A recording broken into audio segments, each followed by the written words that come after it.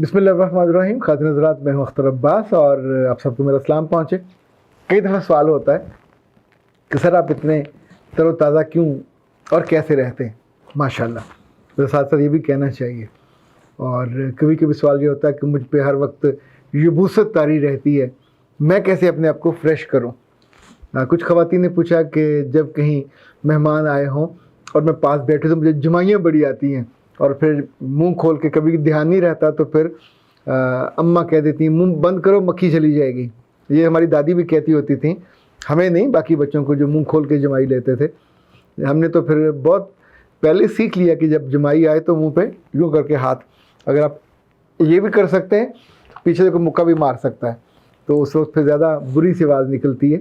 اور اگر آپ یہ کر لیں تو تھوڑا اوائڈ کر دیتے ہیں. اچھا، میں جب ریکارڈنگ میں ہوتا ہوں تو جو ہمارے ایک اسسٹنٹ ہیں ان کو جو مرض ہے، اللہ جانے ان کی نیند پوری نہیں ہوتی یا کیا ہے، تو بالکل کیمرے کے ساتھ وہ بیٹھے ہوتے ہیں اور میں کیمرے کو دیکھ رہا ہوں، آپ سے بات کر رہا ہوں، تو ایسا تو نہیں ہوتا کہ پیچھے بیٹھا ہو دائیں بائیں، کیونکہ جو ہماری نظروں کا فریم ہے یہ کافی کھلا ہوتا ہے. تو اب سامنے دائیں بائیں کو بیٹھا جب کوئی منہ کھولے گا اور جمائی لے گا تو جمائی دیکھ کے ایک تو مرض ایسا ہے کہ جو دیکھے گا اس کو ضرور آ جانی ہوتی ہے. آپ کبھی آزما کے دیکھ لیں، آپ نماز پڑھ رہے بڑے خوشی و خضوع سے اور آپ اللہ سے دعائیں کر رہے ہیں اور مزے سے باتیں کر رہے ہیں، اچانک ساتھ والے نے آ کر کے آواز نکالی اور جمائی لی تو اس کے اگلے لمحے آپ کی اس خشوع کا اور خضوع کا ستیہ ناس وہیں، اور آپ بھی جمائیاں لینا شروع کر دیں گے اور جمائیوں کے بعد ہی پھر آپ کہیں نہ کہیں خارش بھی کرنے لگ جائیں گے. تو اب میں نے سوچا کہ آپ سے تھوڑے، چونکہ اب تو بہت سی چیزیں ایسی ہیں جس پہ یونیورسٹیوں کے لڑکے ٹیچر اور ان کی ٹیمیں باقاعدہ ریسرچ کرتی ہیں، تو ریسرچز کے بعد اس کی وہ ریسرچ چھاپتے ہیں، تحقیق کو شائع کرتے ہیں. لائک ناشتے کے بارے میں ہمارے بڑے کہتے ہوتے تھے، ہم تو کبھی نہیں مانتے تھے. یہ ہمارے یہاں پراٹھا کب شروع ہوا؟ یعنی جب بچوں نے جانا شروع کیا اسکولوں میں اور کافی دیر کے بعد وہ آتے تھے تو ماؤں نے ان کو پراٹھے دینے شروع کیے، ساتھ اچار بھی ہوتا تھا، ساتھ اوپر وہ انڈا آملیٹ بنا کے رکھا جاتا تھا. اور سفر میں بھی لوگ یہی. اچھا، جب بھی آپ اچھا ناشتہ کرتے ہیں، اچھے ناشتے کا مطلب کیلری سے بھرا ہوا نہیں ہے. اچھے ناشتے میں تو ہیلدی ناشتہ ہے، اگر اس میں دلیا بھی ہے، اس میں پھل بھی ہے اور اس میں پراٹھا بھی ہے دیسی گھی کا بنا ہوا، تو اتنا نا یہاں تک کہ آپ کو سانس نہ آئے اور دفتر جا کے یا کلاس روم جا کے آپ باقاعدہ اونگ رہے ہوں تو وہ ایک نامناسب سی بات ہے. ایک آدھ چپاتی کے وزن کا چپاتا پراٹھا آپ کو کھا لینا چاہیے، دیسی گھی کا بنا ہونا چاہیے. ساتھ لائک آج کل یہ چیری کا موسم ہے تو اچھی ہے، میٹھی بھی ہے، اس کو ضرور کھانا چاہیے. ناشتے میں بھی کھا لینا چاہیے، ناشتے میں اس کا ملک شیک بنا کے پی لیں. ناشتے میں آپ اس کا دردر سا کیا ہوا جوس بھی پی سکتے ہیں، مزہ آئے گا آپ کو. واپس آ کے بھی آپ کسی کو ذمہ لگا دیں یا خود اس کو لے کے کر لیں. تو انفیکٹ ناشتہ آپ کا بہت اچھا ہونا چاہیے. ناشتہ اچھا ہوگا تو دن کا آغاز اچھا ہوگا، انرجی ہوگی تو آنکھیں آپ کی بجھی ہوئی نہیں ہوں گی، دل بھی بجھا نہیں ہوگا. دوسری چیز جو میں نے نوٹ کی، جس کام میں آپ انوالو نہیں ہوتے آپ کو وہ اچھا نہیں لگتا، اس میں آپ تھک جاتے ہیں. میں اگر کبھی سفر میں ہوں، مجبوری ہو جائے اور رات کو مجھے 2 بجے بھی ریکارڈنگ کرانی پڑے تو میں پورے دل سے اس کام کے لیے آمادہ ہوتا ہوں، اس کو سزا نہیں سمجھ رہا ہوتا.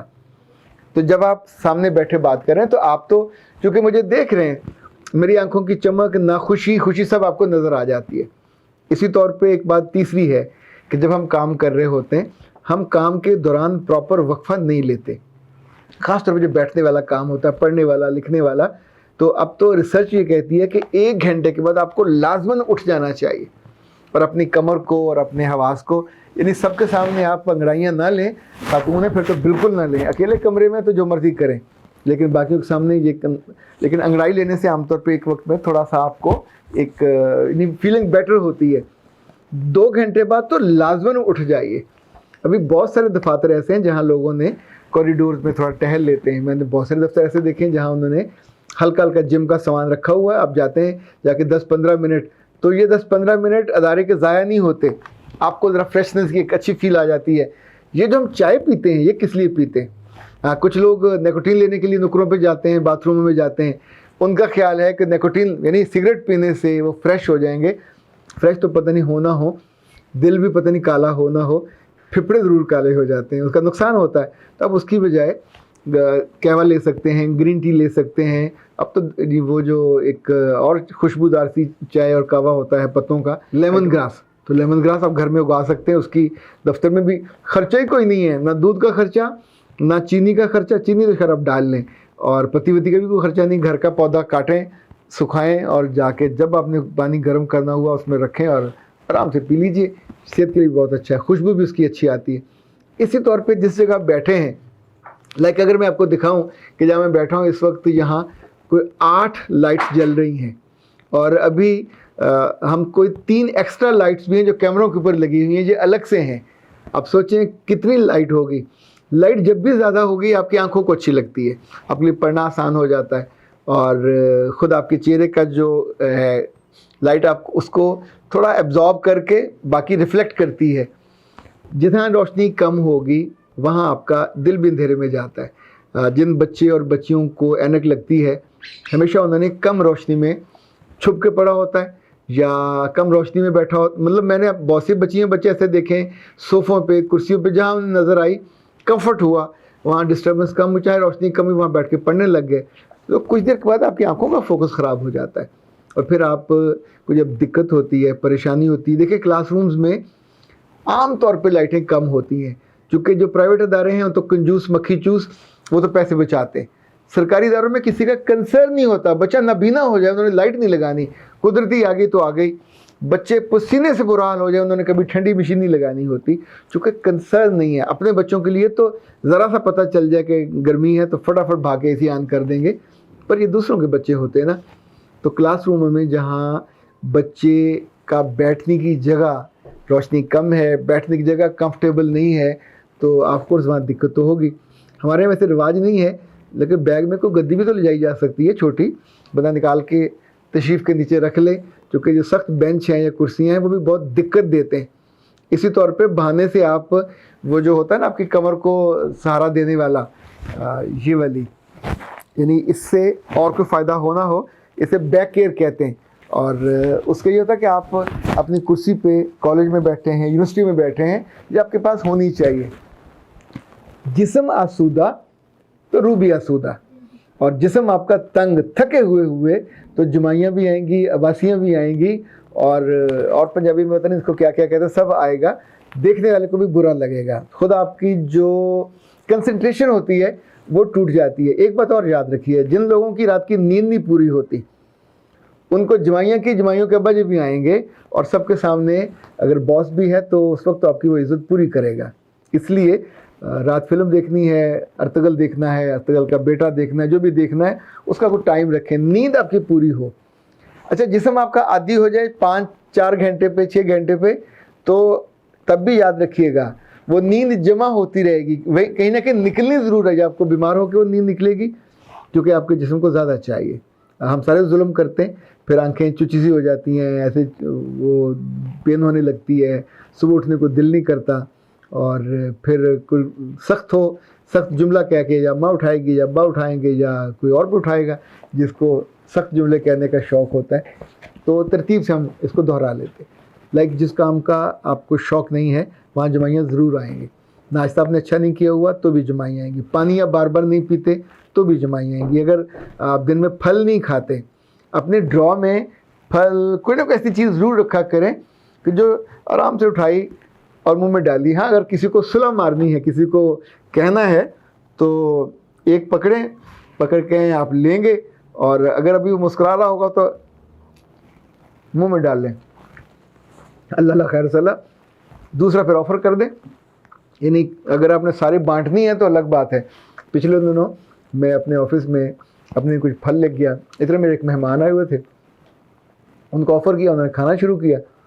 تو میں ذرا دیر باہر نکلا تو واپس آیا, 3-4 ٹرے سے ساری خالی. جتنے گھر میں ہمارے آفس میں کچھ مزدور لگے ہوئے تھے, کچھ پینٹ کر رہے تھے, کچھ لکڑی کا کام, انہوں نے سب کو بلا کے بانٹ دیے. خود تو وہ سخی ہو گئے, پر دوسرے کے خرچے پہ. یعنی آپ خود لے کے آتے اور سخاوت کرتے تو بسم اللہ, مجھے کوئی اعتراض نہیں تھا.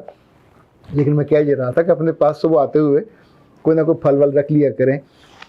پانی کا گلاس رکھ لیا, چائے کا دیکھ لیا دن میں 1-2 دفعہ پی لی, थोड़ा थोड़ा करके, यानी आधा आधा कप, उससे भी आपका ये लेवल जो है एनर्जी लेवल ठीक रहता है। इसी तौर पे बीच में कहीं थक गए तो आंखें बंद की और थोड़ा सा लंबा सांस लिया, 3 दफ़ा आप इनहेल करें, 3 दफ़ा एक्सहेल करें, तो आपकी रूह तक वो ताज़ा ऑक्सीजन पहुंचती है। इसी तौर पे अगर आपके करीब लॉन है, ऑफिस के करीब या आपके कमरे के करीब, और घास उस पर अच्छी है, तो चंद मिनट भी नंगे पाँव फिरेंगे तो उसकी ताजगी आपकी सर रूह तक जाती है, ये ज़रूर। और अगर सुबह सुबह शबनम होती है उस पर नंगे पाँव फिरें। हाँ, ज़रा जगह देख लें, पत्थर वत्थर हुए, रोड हुए तो फिर पाँव ज़ख्मी भी हो सकते हैं। और अगर खुदा ना खाता थोड़े बीमार हैं तो फिर ज़्यादा केयर करनी चाहिए या उस जगह को साफ़ रखना चाहिए। नंगे पाँव ज़रूर फिरना चाहिए, घास पे, सड़कों पे नहीं, घास पे। और उस वक्त जब उस पर शबनम सुबह सुबह होती है, फ्रेशनेस, तो उसकी ताजगी आपके पाँव के ज़रिए आपकी रूह तक पहुंचती है। इसी तौर पे खाने के जो वक्फे जितने लंबे करेंगे तो आपको जमाइयाँ ज़्यादा आएंगी, चेहरे से फ्रेशनेस कम हो जाएगी। सबसे अहम, जब आपका दिल राज़ी नहीं होता और आपकी रूह मुतमईन नहीं होती और आप नमाज़ों के औकात में बैठे रहते हैं, उठते नहीं हैं, अज़ान आपको बुलाती है और आप जाते नहीं हैं, तो जो उस वक्त कुदरत की और कुदरत के सारे कारिंदों की नाखुशी होती है आपके बारे में, वो भी तो आपको फिर नाखुश करती है, आप तक पहुंचती है, रूह तक पहुंचती है, पर आपके जिस्म को फील होता है कि शायद मेरी एनर्जी का मसला है, पर वहाँ मसला कुछ और हुआ होता है। इसी तौर पे जब आप किसी से बदसलूकी करते हैं, आप बदतमीज़ी करते हैं, बदतहज़ीबी करते हैं, तो भी कुछ देर के बाद ही आपके जिस्म को मैसेज मिलने लग जाता है कि तुमने ठीक नहीं किया। अच्छा, हम में से आम तौर पे ये हिम्मत नहीं होती, हम सॉरी नहीं करते, हम आम तौर पे उस अपनी गलती के ऊपर बैठ जाते हैं, उसको और बढ़ा लेते हैं, तो नतीजतन जवाइयाँ भी आएंगी, नाखुशी भी होगी, और जो आपकी एक प्रोडक्टिविटी है वो कम हो जाती है। जिन लोगों को तरोताज़ा रहना है, जिन लोगों को खुश रहना है, जो चाहते हैं कि उनकी आंखें चलें मेरी तरह ग्लो करती रहें और मुस्कुराते रहें, तो इस मुस्कुराहट के लिए भी आपको पूरे दिल से शुक्रगुजार भी होना पड़ता है, मुतमईन भी रहना पड़ता है, और कभी कभी अपने दिल पे आए बोझ को, बंडल को उठा के परे रखना पड़ता है, जो आपको भी नज़र ना आए। जब फिर जी चाहे उठा के फिर दोबारा दिल पे रख लिया, हाय मेरा दिल, हाय मेरा दिल, ये कर सकते हैं, क्योंकि लड़कियां तो करती हैं, लड़के थोड़े से समझदार होते हैं, ढीठ में नहीं कह रहा, समझदार होते हैं, वो इस तरह के छोटे मोटे बोझों को साइड पे कर देते हैं। सलामत रहिए, बोझों से आज़ाद रहिए, शुक्रगुजारी के साथ रहिए, और अपने दिन के मामलात को और मामूल को ज़रा रखें, टाइट फिट रखें, ताकि आप फिट रहें, जो आपको देखते हैं वो आपको देख के खुश हों और उनके मुंह से निकले माशाअल्लाह। जो माशाअल्लाह कहते हैं उनकी अपनी ज़िंदगी में भी खुशी रहती है। अख्तर अब्बास को इजाज़त दीजिए। अस्सलाम वालेकुम।